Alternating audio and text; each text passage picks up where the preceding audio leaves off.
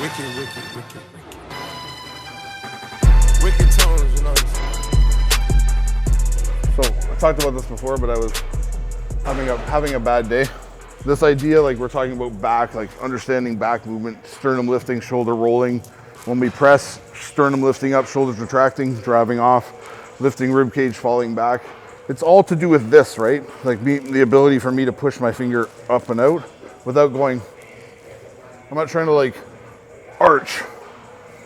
It's not this. It's literally standing here and emanating this forward. So I'm pushing through, up through. It's like I'm taking a huge deep breath. That's all it is.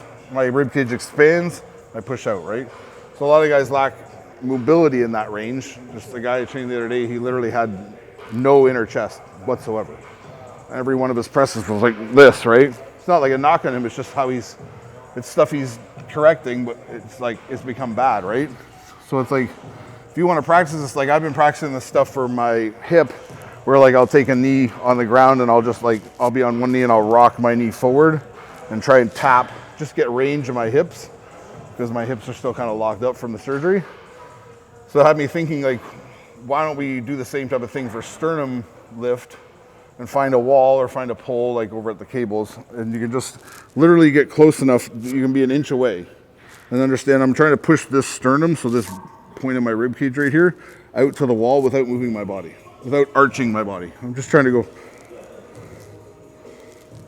So I'm trying to push out. That's too far, so if I'm a half inch away, I can touch. Yeah, so I'm just lifting up here, pushing. So I'm trying to pull these shoulders back without doing this. I'm just trying to rise up. So it's almost like I'm lifting like up this way and then into the wall.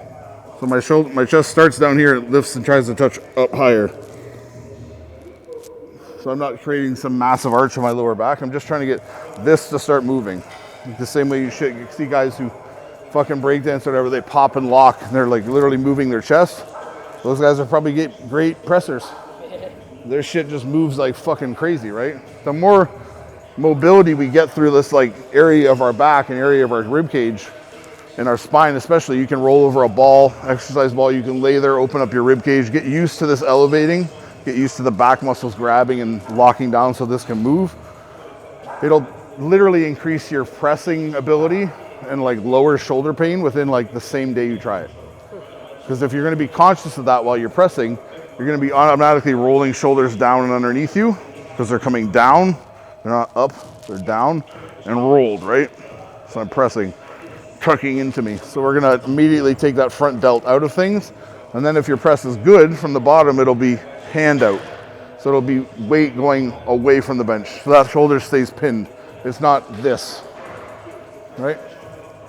So just little things like, everyone does this rehab shit or this little like primer stuff before they do weights, whether it's for legs or shoulders. They're rolling out with the fucking bar above their head and taking bands and like putting it around their shoulder and rocking out. It's like, that's great, but let's like dynamically stretch or do some movement that's gonna be happening within our lift. Like if I'm stretching my arm with a band way back here, ooh, and I'm about to do fucking back, the stretch of my arm isn't really gonna help much of my back. You know what I mean? Like, yeah, I'm loose on my shoulders, cool, but now can I do this? So if my shoulders are loose, but I'm still like this, it doesn't fucking matter. My shoulder can be as loose as it wants. If this doesn't move, I'm still not getting up through things and really contracting back, right? So focus on movements and stretching that's gonna actually elicit benefits in the workouts that you do. So if you're gonna do chest, yes, of course, do whatever it is you do, your fucking massage gun for 25 minutes and your fucking band warm-ups, but then practice this elevation and like over exaggerating the breathing of and the expansion of the rib cage, right? That shit alone right there will cause a massive difference. You probably need none of the stretches the other stretches you did for your upper body.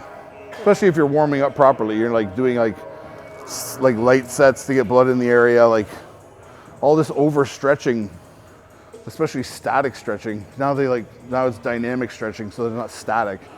It's like creating an environment where the muscle's like almost being compromised. It's being stretched to a length that it's not ready to adapt to yet almost, and then it's being asked to fire again. It's being asked to like shorten and lengthen and then fire again. When you've just basically took it and like stretched it out as far as you can, I'm like stretching it out, now it's limp. Now I want it to go back to here and go like this. Back and forth, right? So it's like, why don't we just keep it where it was, get it ready to move outside of those ranges, and like understand like origin and insertion points are like loosening up, and we're feeling blood flow to the area, and then slowly expand as we get more into the lift, right? As the weight goes up, the stretch will be deeper. The intensity will be better, right? I don't understand how people think about the way they warm up. Like bodybuilders warming up like athletes that are about to go do a dynamic sport, like play fucking tennis or fucking do agility drills because they're specific for their sport, whether it's football or hockey, whatever, right? Like bodybuilders, you are not those people. I don't know if that makes you feel better inside your brain, like, oh, I'm being athletic. It's like, you may be athletic, but it's not your sport to be athletic. It's really not. Like, you're stretching and doing all this muscle work and activation work so that you basically